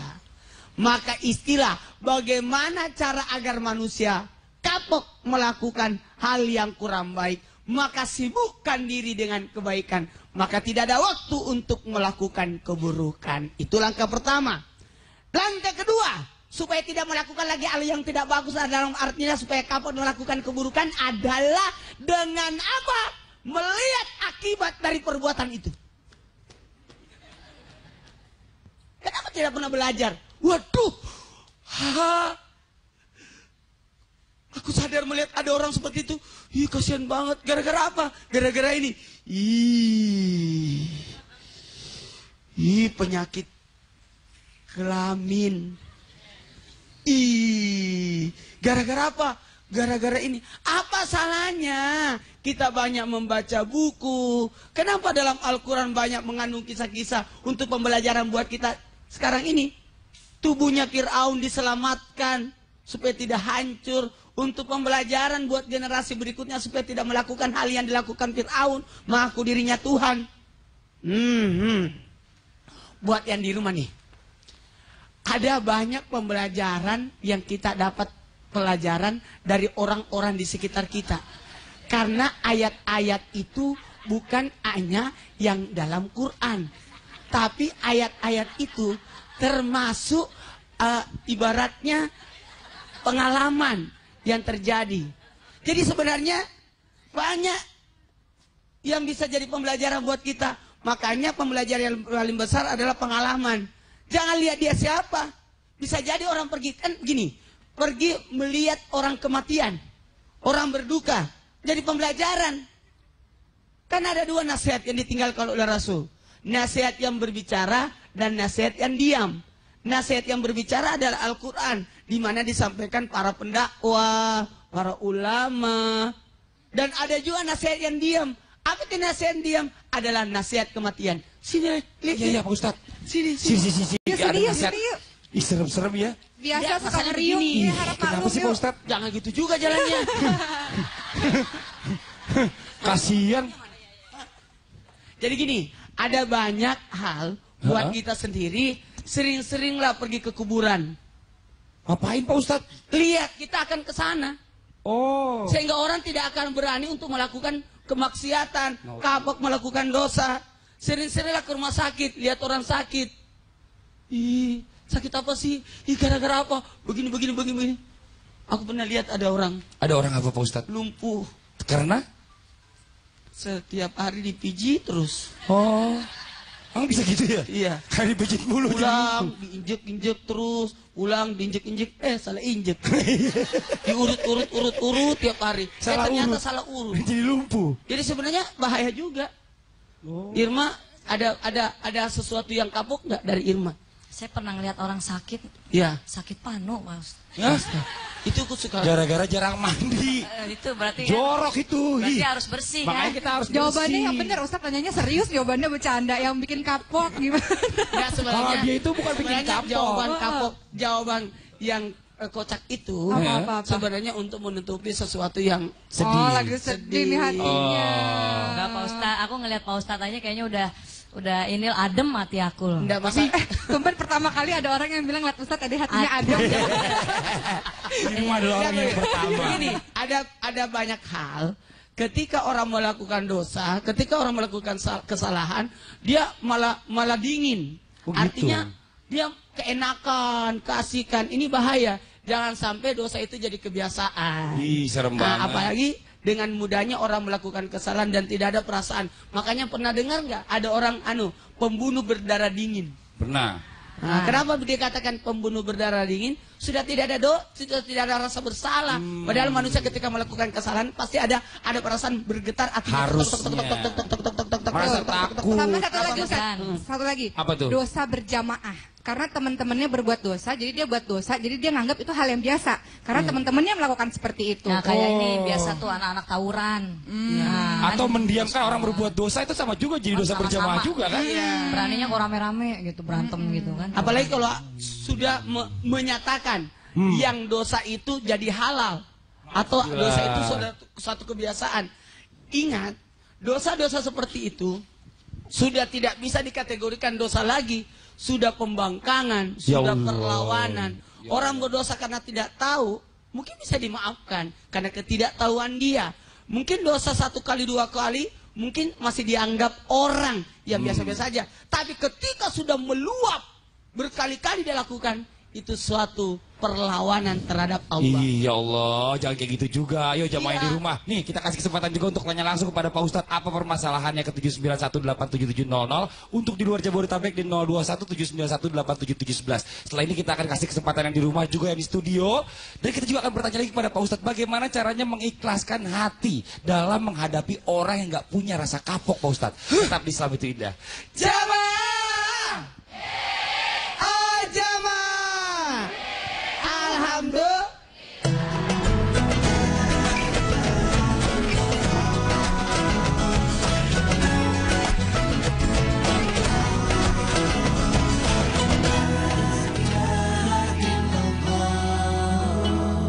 Kembali lagi di Islam itu Indah. Jamaah nih, saya mau ngobrol-ngobrol dulu nih sebelum kita lanjutkan lagi tausiahnya Pak Ustadz Maulana ke Irma. Irma, sekarang anak umur berapa? Mau masuk 4 tahun. Cowok apa cewek sih? Cowok. Namanya? Muhammad Gibran Fauzil. Muhammad Gibran. Udah mulai nanya-nanya belum? Mah, kok papa nggak serumah sama kita? Udah bisa ngomong dong. Cuman ini aja kan karena suka dikasih hadiah robot-robot gitu. Jadi kan nanyanya tuh Transformer mana Transformer gitu. Loh, kok bukan bapaknya ditanya? Ya maksudnya kan mau hadiah robot Transformernya itu. Dari bapaknya. Dari bapaknya. Tapi sama bapaknya hubungannya gimana anaknya? Ya baik Baik masih bertanggung jawab. Sering ketemu? Anaknya. Sering ketemu? Ya anakku aja. Iya anaknya, maksudnya Ya. dalam 1 minggu berapa kali ketemu sama ayahnya? Tergantung sih ya, tergantung dia mintanya aja. Siapa yang minta nih? Ya bapaknya. Si bapaknya yang Karena minta. anaknya kan sama aku. Oh anak sama Irma. Terus anak sekarang yang nanya gak sih kalau misalnya Irma tiba-tiba pacaran atau mungkin jalan sama cowok lain, kok mama jalan sama siapa gitu? Pergi sama, 4 tahun udah banyak dong. Anak gua aja yang 3 tahun 2 tahun aja mulutnya kayak Pak Ustadz. Hanya belum cukup 1 tahun. Waktu aku umur 2 tahun 3 tahun. Ya nanya-nanya sih pasti. Nanya-nanya gimana biasanya? Iya, itu om gitu. Itu om gitu. Itu om siapa maksudnya? Itu om siapa kayak mah? waktu itu kan Om Ika gitu. Oh gitu. Dekat tapi waktu itu sama mantan. Ya dekat juga lumayan. Dekat sedekat apa sama mantan waktu itu? Ya biasalah karena suka diajak main kan gitu. Kan kalau anak kecil kan gampang disogok ya. Sering diajak main rekreasi terus dikasih mainan tuh langsung deket banget. Lebih gitu. dekat mana sama mantan apa sama Lingkungan yang membuat dia tersakiti. Karena setan ini senantiasa mengajak dia, ayo nggak apa-apa, terusin aja nggak apa-apa, ini nggak dosa kok, cuman hal kecil. Kita akan membahas soal dosa dulu. Apa itu dosa? Segala sesuatu yang menggelisahkan hatinya. Segala sesuatu yang membuat dia khawatir dan takut harusnya. Tapi ketika dosa dilakukan terus-menerus, nanti alarmnya udah nggak peka lagi. Udah nggak gelisah lagi, betul nggak Bu? Ibu pertama kali melakukan dosa, deg-degan nih, bohong sama suami lah misalnya. Deg-degan takut ketahuan, nggak ketahuan nih, bohong yang pertama, bohong deh yang kedua, nggak ketahuan lagi, alhamdulillah. Bohong yang ketiga nggak ketahuan lagi ya Bu. Ini pengalaman banget ya. Akhirnya seterusnya apa? Seterusnya akan menjadi sebuah kebiasaan sehingga dosa itu tidak berasa lagi. Ya Bu. Akhirnya menganggap itu menjadi suatu hal yang biasa. Itu yang menjadi penyebab salah satu kenapa orang nggak kapok dalam melakukan dosa demi dosa, karena menganggap dosa itu remeh. Ketika seseorang menganggap dosa itu remeh, dosa itu kecil, sehingga dia terus-menerus melakukan, hati-hati, ini juga termasuk dari kategori dosa-dosa kecil dilakukan terus-menerus menjadi dosa-dosa yang besar. Kemudian yang kedua, ketika seseorang itu berdosa, kemudian tidak menyadarinya, atau ketika itu menyadari tapi berpikir, aku kan masih pengen berbuat dosa, tobatnya nanti aja. Kalau udah puas lakuin dosa, tobatnya sekalian aja. Ada Bu yang begitu. Ntar kalau aku misalnya tobat, hari ini tobat, besok dosa, besok tobat, besok dosa lagi, nanti jadi tobat sambal. Tobatnya entar-entar aja, itu juga termasuk golongan dari orang-orang yang berdosa karena menunda-nunda bertaubat. Sekarang pertanyaannya, kalau ada orang yang nyaman berada dalam lingkungan yang tersakiti, nggak kapok-kapok untuk disakiti terus, misalnya dalam hubungan suami istri. Suaminya KDRT, mukul terus kerjaannya, nempeleng terus kerjaannya. Tapi sabarnya antara sabar sama ini nggak ngerti nih. Sabar terus. Kenapa ada orang-orang yang seperti itu? Pertama, karena bergantung pada hambanya Allah. Ada orang juga yang pacaran misalnya. Udah disakitin terus-menerus, diselingkuhin terus-menerus, bertahan aja, heran. Perasaan dunia nggak selebar daun kelor ya. Perasaan laki-laki di sana yang jauh lebih baik banyak tapi masih bertahan. Kenapa? Karena ada rasa bergantung itu tadi. Takut kehilangan. Bergantungnya nggak sama Allah, bergantungnya sama orang itu sehingga hidup mati hanya untukmu. Hidup mati kuserahkan hanya untukmu. Hati-hati ketika orang menjadikan orang lain sebagai sesembahannya. Itu termasuk sesembahannya loh. Karena menyatakan bahwa hidup matiku untuk kamu nggak bisa lepas dari orang itu. Kasihan banget. Itu karena faktor 5 huruf. Apa itu? C-I-N-T-A. Bacanya cinta. Tapi Allah baik Bu sama kita. Kenapa? Bu. Coba kalau misalnya dosa itu benjol. Mungkin Oh iya, benjol udah banyak. banyak tuh benjol di mana-mana tiap hari. Karena nggak sadar kan ngelakuin dosa itu, jadi seolah-olah ngelakuin lagi gitu. Nih, yang di rumah juga kita akan kasih kesempatan juga untuk bertanya langsung kepada Pak Ustadz Maulana dan juga Ustazah Oki. Langsung aja telepon ke 791877700 untuk di luar Jabodetabek di 02179187711. Tapi saya masih penasaran nih Ustazah Oki. Sebenarnya apa sih hukumnya untuk orang yang sudah tahu itu tidak baik tapi terus saja dilakukan? Yang di rumah jangan kemana-mana. Kita akan segera kembali lagi tetap di Islam Itu Indah. Jamaah. Oh jamaah. Alhamdulillah.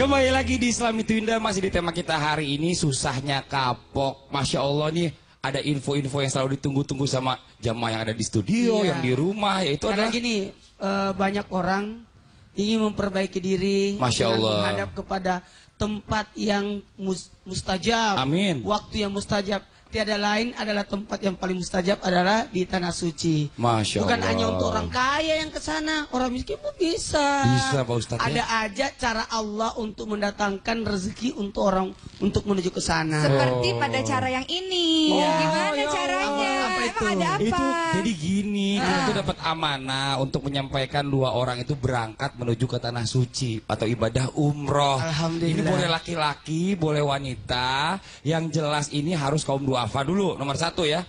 Yang kedua mungkin ada kerabat, saudara, ibu atau tante atau tetangga yang memang kira-kira ini orang ini kriterianya luar biasa nih. Dia ini inspiratif banget.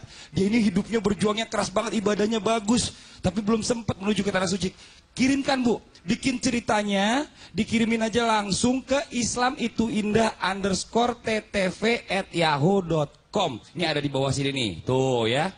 Dikirim ke situ, mudah-mudahan. Tapi yang jelas alasannya Bu, kenapa harus dia yang berangkat umroh? Tuh, langsung ya, sekali lagi saya ulang lagi. Kirim ke islamituindah_ttv@yahoo.com. Masya Allah, mudah-mudahan keluarga kita yang ada di sini atau mungkin jamaah yang di rumah yang akan berangkat menuju ke tanah suci. Amin, amin ya robbal alamin. Ustazah, ini kita balik lagi nih ke tema kita hari ini. Susahnya kapok. Tadi saya mau bertanya masalah apa sih hukumnya orang yang udah tahu itu tidak baik tapi terus aja dilakukan. Silakan Ustazah.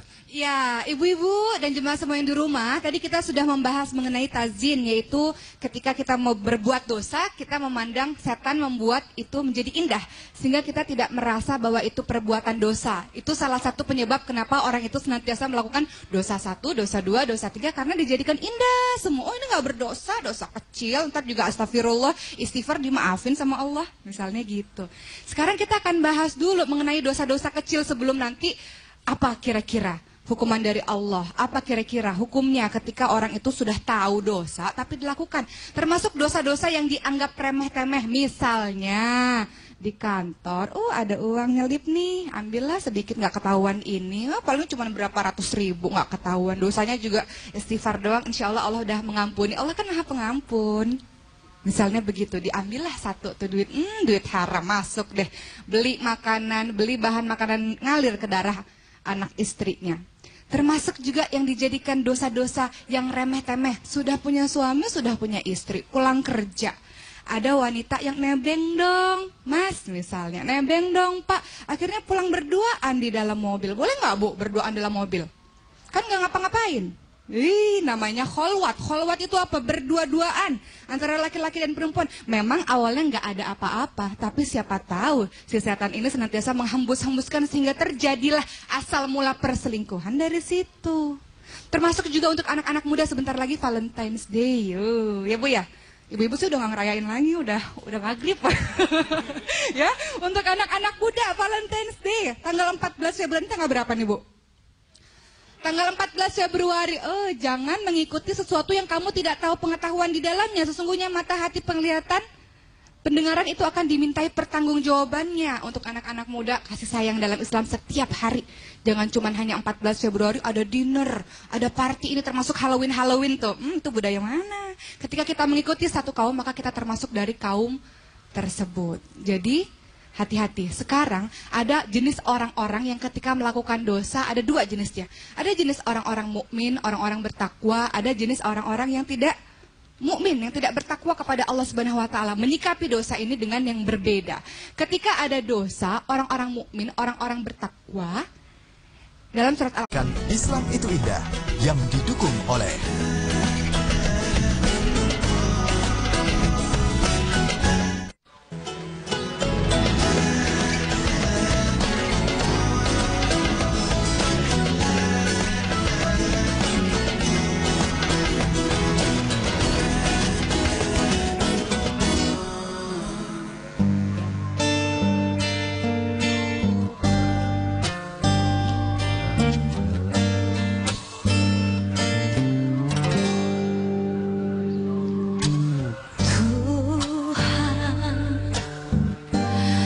tempat aku berteduh,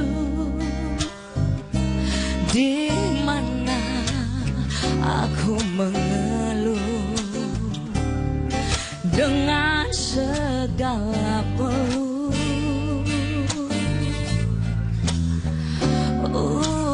Tuhan,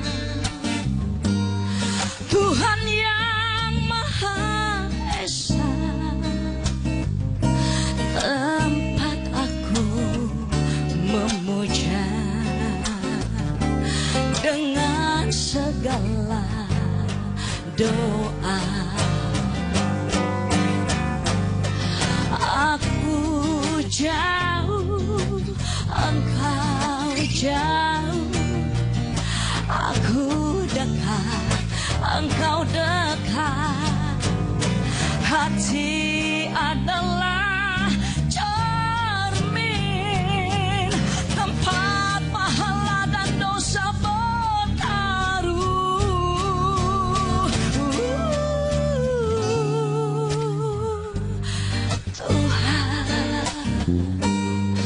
Tuhan yang Maha Esa,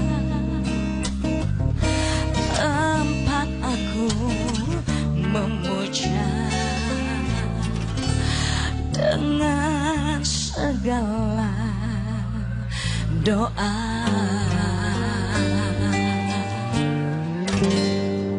Irma Darmawangsa, tepuk tangan dulu dong Bu. Masya Allah. Pagi-pagi kita udah diingetin kalau mau meminta, mau ngapain aja, mau ngadu, mau curhat sama Allah, nggak boleh sama yang lain, nggak boleh sama temen. Karena kalau curhat sama temen, ntar tiba-tiba ngadu bisa bikin kita kapok. Iya. Kapok curhat. Kadang-kadang ini apa? Baik di depan, di belakang kita nggak tahu. Nah, Hati orang tidak bisa diukur. Ini curhat. Bukan gitu, maksudnya kan kita kan nggak tahu ya, hati manusia tuh nggak bisa diukur. Dalamnya lautan bisa diukur, tapi hati manusia tidak bisa diukur. Luar biasa. Itu buku yang dikarang oleh Dwi Andika. Bukan. Jangan ngomongin masalah Dwi Andika, Pak Ustadz. Kenapa? Karena udah enggak lagi. Tuh kan, Pak Ustadz sih. Pagi-pagi udah diingetin. Irma, makasih banyak ya udah datang di Islam itu indah ya. Sama-sama. Nanti kita ngobrol-ngobrol lagi ya. Boleh duduk dulu ya. Ya. Orang udah move on ya Mbak ya, diinget-ingetin. Iya, Pak Ustadz sih. Assalamualaikum warahmatullahi wabarakatuh. Jamaah. Oh, jamaah. Alhamdulillahirrabbilalamin. Assalatu wassalamu ala asrafil anbiya'i wa mursalin wa ala alihi wa sahbihi ajmain, amma ba'du. Alhamdulillah Bu, hari ini saya Fadli senang banget bisa kembali lagi nemenin ibu-ibu semua, jamaah juga yang di rumah. Nih, saya mau tanya ibu-ibu dari mana ibu-ibu? Dari Bandung. Yang lain dari mana ini? Yang sebelah sini? Dari Periuk banjir Bu, masih Bu? Ya Allah, mudah-mudahan cepat surut ya Bu ya. Tidak bertanggung jawab. Kenapa Pak Ustadz? Banjir ditinggalin. Enak aja, nggak begitu. Udah surut kali Ustadz. Udah mulai surut, cari ilmu nggak apa-apa ya Bu ya. Kan udah ada suaminya yang bersihin. Tapi banjir itu juga nggak bikin kapok. Hari ini kita angkat temanya adalah susahnya kapok. Loh, kok susahnya kapok nih Irma nih? Saya mau ngobrol lagi sama Irma. Ntar Pak Ustadz ya, Ustadz saya maaf ya, maaf banget. Ya. Irma. Ya. Irma kan udah pernah menikah, terus gagal. Pacaran, gagal. Terus namanya kan ikhtiar. Iya, iya Ustazah. Irma nggak kapok. Kalau aku sih kapok ya. Aku tuh makanya sampai dengan detik ini aku nggak pernah mau sama laki-laki. Hei, Aku mau sama perempuan. Coba Irma nggak pernah kapok Irma. Kapok nggak sih? Kalau dibilang kapok sih ya enggak lah, aku kan masih muda. Wih. Nanti kalau ya Bu ya. Irma kan masih muda. Masa Kalau ibu aku mau sendiri terus. masih muda juga. Masih muda. Aku ibu. Oh 11-12 ya Bu 11-12. ya. Enggak nih 11-25. Jauh banget jadinya. Tidak ada wanita yang mau dibilang tua. Iya Pak Ustaz. Nenek-nenek sekalipun ditanya pasti berkata aku masih muda. Iya. Tidak tua tapi matang. Tidak tua tapi menjelang maghrib. Enak juga kalau kayak gitu. Jadi Irma nggak pernah kapok ya karena merasa ya namanya juga lagi usaha gitu. Kapok sih enggak, cuman ya kalau ada rasa-rasa trauma sih iya, cuman itu membuat jadi lebih berhati-hati aja. Apa sih yang bikin trauma Hati-hati. dari cowok itu biasanya? Kalau menurut versi Irma? Nyebelin. Hah? Nyebelin? Udah tahu ya, cowok bukan nyebelin gue. kenapa masih mau Nah, cowok? itu nyebelin Hah? tapi dibutuhin gitu ya Bu ya. Gitu. Ya Bu ya. Iya, Kadang iya. Ibu kalau nggak dikasih gaji mau Bapak nyebelin nggak Bu? Nyebelin kan. Malah dicari temen enak Cari temen ini aja. cewek-cewek iya kan. Oh, bisa-bisanya Irma. Ustazah, ini karena permasalahannya kebanyakan yang suka dibikin kapok itu kan perempuan. Sekarang Ustazah dulu deh, saya mau tanya kenapa sih manusia suka nggak kapok melakukan hal yang sudah jelas-jelas menyakitinya? Silakan Ustazah. Wah, ini temanya luar biasa. Ibu-ibu. Biasanya jamaah ya, jamaah. Ya, jamaah. Alhamdulillah. Hari ini kita membahas mengenai kapok ya apa tadi Bu? Susahnya kapok. Ada orang yang senantiasa berbuat dosa terus nggak kapok-kapok. Ada orang yang senantiasa disakiti terus nggak kapok-kapok. Hobinya disakiti ya? Enggak ya. Jadi kita akan membahas mengenai hal ini. Kullu bani Adam khoto. Setiap orang-orang hambanya Allah adalah orang-orang yang senantiasa berbuat salah. Tapi sebaik-baik orang yang berbuat salah adalah orang yang senantiasa bertaubat. Ada nggak orang yang nggak punya salah? Ada nggak orang yang maksum langsung masuk surga gitu? Ada nggak? Cuman Rasulullah SAW. Kita semua pasti berbuat salah, pasti berbuat khilaf, dan sebaik-baik orang adalah orang yang senantiasa bertaubat dari kesalahan-kesalahannya. Hadis riwayat Tirmidzi. Salah satu musuh kita, bukan salah satu sih, musuh kita yang paling nyata di dunia ini adalah siapa Bu? Setan, iblis, punya bala tentara dari golongan jin dan manusia. Jadi setan itu ada dari golongan jin, kemudian manusia yang jahat disebut dengan setan juga. Tugasnya adalah menyuruh kepada manusia untuk bareng-bareng nanti di nerakanya Allah sama-sama. Itu tugasnya setan. Sehingga kita yang ada di muka bumi ini mesti waspada nih. Kira-kira apa aja yang akan dilakukan oleh para iblis dan bala tentaranya ini. Salah satunya adalah tazyin. Apa itu tazyin? Kita melakukan satu perbuatan dosa tapi kemudian kita anggap indah. Kita lihat indah. Memang seperti itu. Memang setan tugasnya seperti itu sehingga kita tidak melakukan merasa dosa. Itulah sebabnya kenapa ada orang-orang yang tidak kapok ketika melakukan dosa demi dosa, kemudian tidak kapok ketika berada dalam Araf 201 disebutkan mereka ini ketika ditimpa was-was dari setan, kemudian mereka ingat Allah, twing langsung ingat Allah. Seperti Nabi Yusuf alaihissalam ketika digoda wanita cantik bernama Zulaika, wanita cantik dan wanita terhormat, kira-kira Nabi Yusuf alaihissalam mau nggak Bu? Tergoda nggak? Hampir tergoda. Nabi Yusuf punya keinginan yang sama juga. Tapi kenapa Nabi Yusuf alaihissalam langsung ingat kepada Allah? Dia berhenti melakukan, tidak jadi melakukan hal-hal tersebut. Makanya disebutkan dalam sebuah hadis, ada 7 golongan orang yang apabila salah satunya ketika dilakukan akan mendapatkan naungan Allah. Ketika pada saat itu tidak ada lagi naungan dari Allah, adalah salah satunya ketika pemuda yang diajak berzina oleh perempuan, oleh wanita, dan mereka mengatakan, tidak, sesungguhnya aku takut kepada Allah Subhanahu wa Ta'ala. Ini ciri orang-orang yang beriman. Melakukan dosa, dia bertaubat. Taubatnya juga bukan tobat kumat atau tomat atau tobat sambal, tapi tobatnya tobat nasuha. Ciri tobat nasuha itu apa? Pertama, menyesal. Menyesal melakukan dosa itu. kemudian berhenti melakukan dosa itu, kemudian berbuat baik untuk menutupi kesalahan yang kemarin. Itu ciri dari taubatan nasuha. Tapi banyak orang yang mengatakan taubatnya nanti aja deh kalau udah tua, ntar aja udah 40, 50, 60 tahun. Nih biasa anak-anak muda nih. Ntar aja, pede banget, emang umurnya bisa sampai segitu, kepedean. Ntar keluar dari gedung ini, jebruk, innalillahi wa inna ilaihi rajiun, gimana? Nggak ada yang tahu. Jadi hati-hati. Kemudian yang kedua, sifat orang-orang yang ketika melakukan dosa, dia mengabaikan dosa itu. Ini ciri orang-orang yang, ibu hati-hati ketika melakukan dosa. Nasihat untuk saya, ada satu titik hitam di dalam hati itu. Ketika kita mengucapkan istighfar, minta ampun pada Allah, Allah bersihkan. Melakukan dosa lagi, ada titik hitam lagi. Semakin banyak dosa, hatinya menjadi hitam. Padahal hati yang bersih itu bisa membedakan ketika melakukan dosa, bergetar hatinya. Hati yang hitam sudah keras seperti batu, silahkan hati-hati. Allah nggak butuh kamu kok. Kamu yang nanti akan membutuhkan pertolongan Allah. Dikatakan dalam sebuah hadis qudsi, kalau ada seorang hamba yang mengatakan, ya Allah, aku meminta ampun kepadamu ya Allah. Allah ampunkan, Allah ampunkan. Allah mengampuni dia, besok dia buat dosa lagi. Dia datang lagi kepada Allah, ya Allah, aku minta ampun kepadamu ya Allah. Allah mengampuni nggak, Bu? Allah ampuni lagi. Besok dia buat dosa lagi. Dia datang lagi pada Allah. Yang ketiga kali, ya Allah, aku minta ampun padamu. Allah ampuni? Yang ketiga kali? Ketiga kali Allah ampuni nggak? Allah ampuni lagi. Allah Maha Pengampun.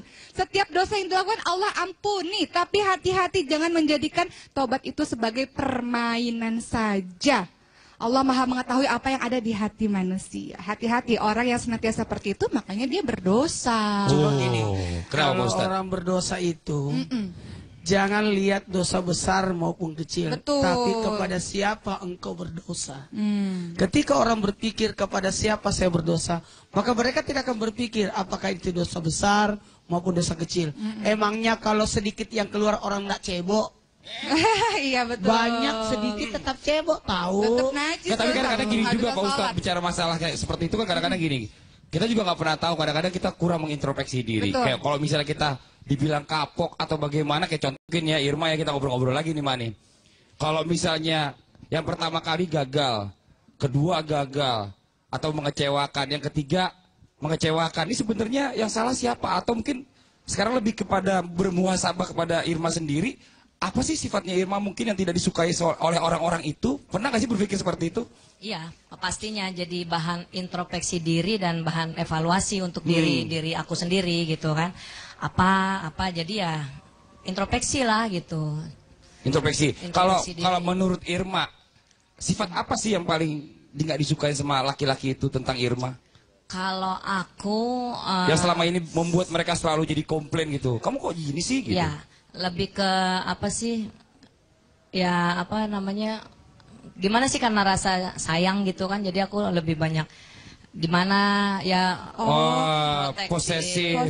Mungkin orang bilangnya overprotective, tapi nggak terlalu over banget sih. Ya kan wajar ya. Kalau aku cuek-cuek aja justru ditanyain, kok kamu cuek aja, tapi aku nanya ya wajar lah, lagi di mana, sedang apa, itu kan. Cuma ya, kadang-kadang kalau masih keseringan laki-laki jadi kesal juga gitu kayaknya ya. Nggak gitu juga sih. tapi Irma gini nggak? Ada perasaan dendam nggak sama mantan-mantan itu? Mungkin awas lo ya. Mantan itu memangnya banyak. Mantan-mantan berapa? Oh iya, 2 juga sih. 2 kan? 2 ya? Saya nggak salah. Karena mantan suami, mantan pacar saya bilang. Mantan-mantan sih kan 2. Ada perasaan dendam nggak? Kayak baje. Enggak lah, buat apa dendam sih, biasa aja lah. Cuman kan ya kalau kan kadang orang bilang move on ya, move on sih pasti kalau udah seiring waktu berjalan kan itu akan terbiasa dengan sendirinya. Sama mantan suami ada masih berhubungan? Oh hubungan masih masih? Kan karena kita ada anak kan. Dan mantan pacar ada hubungan masih? Belum lah saat ini. Udah nggak berhubungan? Mau tahu nggak cara cepat move on? Cara cepat move on apa tuh? adalah mendapatkan pasangan yang baru. Iya. Doain cepat nikah makanya nanti insya Allah. Tuh, amin. Jangan pacaran, ngapain nikah aja. Ustaz Soki cariin temennya. Iya. Ustaz aja, Ustaz kan banyak. Iya, yuk. Yang di rumah nanti kita kasih kesempatan juga untuk bertanya langsung kepada Pak Ustadz dan juga Ustazah. Silakan telepon aja ke 7918770 untuk di Jabodetabek. Untuk di luar Jabodetabek di 0217918711. Setelah ini kita akan mendengarkan tausiah dari Ustadz Maulana. Bagaimana caranya agar manusia tidak kapok, atau manusia kapok sekarang ya, agar manusia itu kapok melakukan hal-hal yang kurang baik. Tetap di Islam itu indah. Jamaah Alhamdulillah.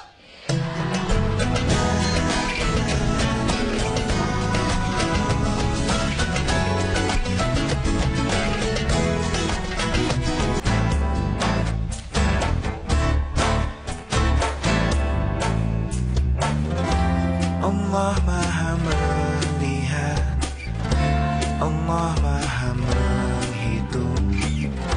Semua itu dicatat dan akan ditanyakan. Sekecil apa kebaikan, dirimu akan melihatnya. Sekecil apa keburukan, dirimu akan melihatnya. Wasari'u ila magfirati min rabbi wa jannatul ardis samawati uhiddat lil muttaqin.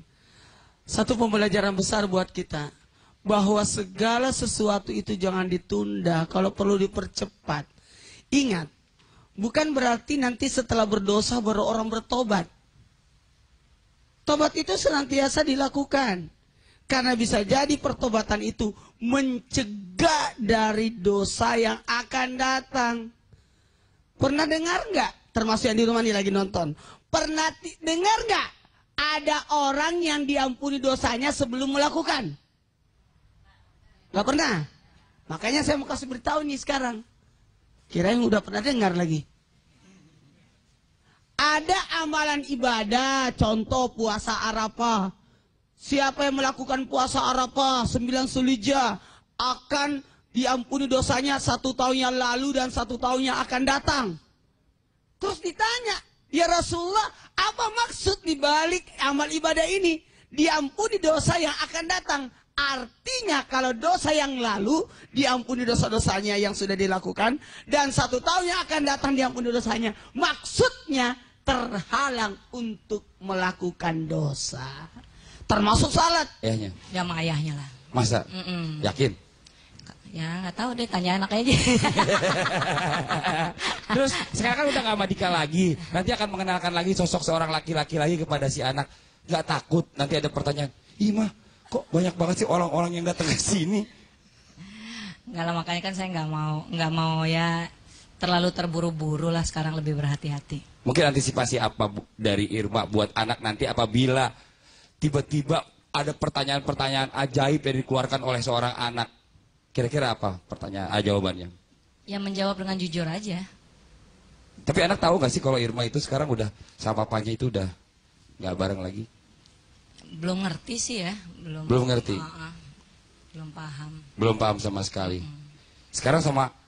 Karena kan aku juga nggak mau yang kayak mengajarkan misalkan gimana jadi supaya benar-benar dekat ke saya atau gimana, ya nggak mau terlalu mengajarkan seperti itu juga kan. Oh iya dong, Jadi harus ya biasa gitu. aja. Jadi kalau bapaknya telepon mau ngomong ya aku kasih. Iya, ini luar biasa Bu, harus sama bapaknya itu harus dekat. Walaupun udah nggak bareng-bareng lagi, bukan berarti jadi musuh. Kadang-kadang justru malah neneknya yang suka ngomporin. Tuh, no lihat no, jangan kayak bapak lu ya, gitu katanya.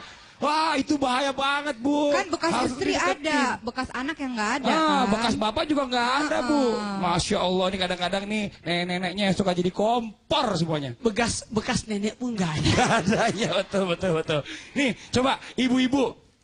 Saya mau tanya, atau ibu-ibu saya kasih kesempatan untuk nanya dulu. Siapa yang mau bertanya, ibu-ibu silakan angkat tangannya, ayo. Yang mana nih? Coba ya, yang di sini dulu deh. Yang hitam dulu nih, silakan, ayo. Bajunya. Iya, yang hitam. Oh iya, maaf Pak Ustadz. Orangnya Mana putih. ada orang dibilang gimana Orangnya sih? hitam. Oh, bajunya. Saya mau ngomong, silakan Bu. Berdiri duduk. Duduk aja Bu. Tak kalau ibu berdiri, teman-temannya nggak masuk TV.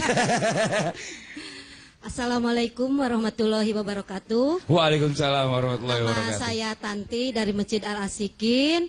Ustadzah, saya mau bertanya. Silakan. Suami saya tipe orang yang tidak mempedulikan kesehatan. Makan susah diatur, terus tidur juga semaunya. Jadi sedikit-sedikit panas dingin, sedikit-sedikit masuk angin gitu ya. Jadi saya sebagai istri merasa khawatir untuk melihat suami tersebut. Bagaimana sebagai istri untuk merubah kelakuan suami agar bisa diatur dan suami itu bisa berubah. Apa yang harus saya lakukan? Yang sudah Ibu lakukan apa dulu, Bu? Yang sudah Ibu Yang lakukan sudah Ibu sekarang lakukan ini apa kata Ustazah? Ya biasanya saya mengingatkan kalau ini udah jam makan pagi, udah disiapkan kalau mau pergi ngantor, itu ada makan ada tidak, kalau makan cuma sedikit. Udah disiapin tapi nggak makan gitu. Makan cuma 1 sendok paling juga gitu. Kalau siang kan di kantor, suka ditelepon gimana udah makan, katanya udah ya nggak tahu gitu. Jangan-jangan suaminya diet, Bu. Biar untuk langsing. Oh itu jadi tetap Ibu sebagai istri sudah melakukan kewajiban sebagai istri, Ya. melayani suami, tapi sang suaminya sendiri yang mungkin nggak mau cuma 1 sendok doang makannya. Gimana nih Ustazah? Itu masalah makan, ada juga masalah yang suaminya bandel misalnya. Misal ya. Misalnya, kan kalau kita melihat kemungkaran kan ada 3 yang bisa kita lakukan. Pertama kita lakukan dengan tangan, artinya dengan perilaku, dengan kekuasaan misalnya begitu. Kedua, kalau nggak mempan juga, nggak bisa, kita nggak mampu, lakukan dengan lisan. Kalau lisan sudah diingetin, dinasehatin, nggak dengar juga, maka dengan hati, dengan doa, dan itu selemah-lemahnya iman. Kalau misalnya ini ada yang suaminya nggak mau makan lah, atau misalnya suaminya nakal gitu ya Bu ya, bandel gitu di luaran sana, yang harus dilakukan pertama Ibu lakukan sebisa Ibu, kemudian Ibu katakan dengan mulut Ibu, kalau nggak bisa wasta'inu bisabri wasolah, Ibu sholat, Ibu sabar, Ibu doakan suami Ibu untuk senantiasa balik lagi gitu. Oh, gitu. Kalau persoalan makanan sih aman, Bu. Iya. Mau Biasanya supaya kalau lapar makan sendiri deh. Mau nggak suaminya makan pagi besok? Mau nggak, Bu? Mau. Ibu-ibu yang di rumah mau? Gampang, tanya besok pagi saya mau siapin makanan apa. Jadi pesan, kira-kira suami ibu nggak suka makanan itu. Jangan-jangan. Atau Bu, cara kedua kayak yang istri saya lakukan, Bu. Apa? Sedih dia. Loh, kenapa kamu sedih? Aku udah capek-capek masakin buat kamu nggak makan. Katanya gitu. Jadi, ya Allah. tadinya udah nggak mau makan. Ya udah deh makan dulu. Gitu, Bu. Ya, insya Allah berhasil sih. Oh jadi triknya gitu ya, triknya bukan sedih. Ya Pak Ustadz, sekarang kita pengen tahu juga nih bagaimana caranya mengikhlaskan hati dalam menghadapi orang yang nggak punya rasa kapok, Pak Ustadz, silakan. Begampang. Buat jamaah termasuk yang di rumah menghadapi orang yang tidak ada kapok-kapoknya. Kalau seandainya manusia bisa dipuasakan, kalau diri mempuasakan, membatasi diri, tapi berkaitan dengan orang lain yang harus kita sampaikan, terus tidak ada kapok-kapoknya, nakalnya bukan main, suaminya nggak mau berhenti melakukan sesuatu yang dilarang. Contoh minum minuman keras, contoh sesuatu yang diharamkan oleh Allah, tapi terus melakukan. Kebetulan malam ini malam Jumat, insya Allah. Insya Allah malam Jumat kan? Emang kenapa malam Jumat Ustadz? Ntar malam Jumat kan? Oh Ustadz membaca surat Al-Kahfi ya. Bukan. Apa? Malam Jumat itu biasanya orang melakukan amal ibadah setelah maghrib kan seluruh amal ibadah dilipat gandakan sampai 70 kali lipat kalau hari Jumat. Dimulainya malam Jumat. Ada amalan nenek moyang kita tuh bagus-bagus juga tuh. Apa salahnya kita mendengarkan kata petua orang dulu? Katanya supaya orang kapok untuk melakukan dosa gampang. Ambil kotoran ayam, simpan di telapak kakinya pada waktu suami tidur. Ya Allah, semoga minuman hamar yang diminum baunya kayak seperti kotoran ini. Tidak ada salahnya. Suaminya bangun-bangun pingsan. Bau apaan nih? Ustadz, ntar ibu-ibu sebagian yang oh itu bener gitu lagi Ustadz. Ini benar. Ini namanya kan doa kan ada 3. Doa bentuk ucapan, ada doa bentuk perbuatan, ada doa bentuk isyarat. Kenapa ada nasi tumpeng? Isyarat. Tidak ada salahnya. Ayo Bu, praktekin sebentar malam ya. Suaminya tidak kapok-kapok. Sekarang membicarakan tentang supaya orang ikhlas dalam arti yang memberikan wejangan. Ayo praktek lebih utama. Ajak dia untuk melihat aksi yang sudah terjadi. Nih bahayanya, nih bahayanya. Jadi ketika orang melihat seperti itu, jadi pembelajaran besar buatnya. Masya Allah, nih pelajaran buat di rumah. Tadi ada tips-tips yang lucu kan dari Pak Ustadz kan. Mau tips-tips yang lain? Jangan kemana-mana, makanya tetap di Islam itu Indah. Jamaah! Oh jamaah! Alhamdulillah.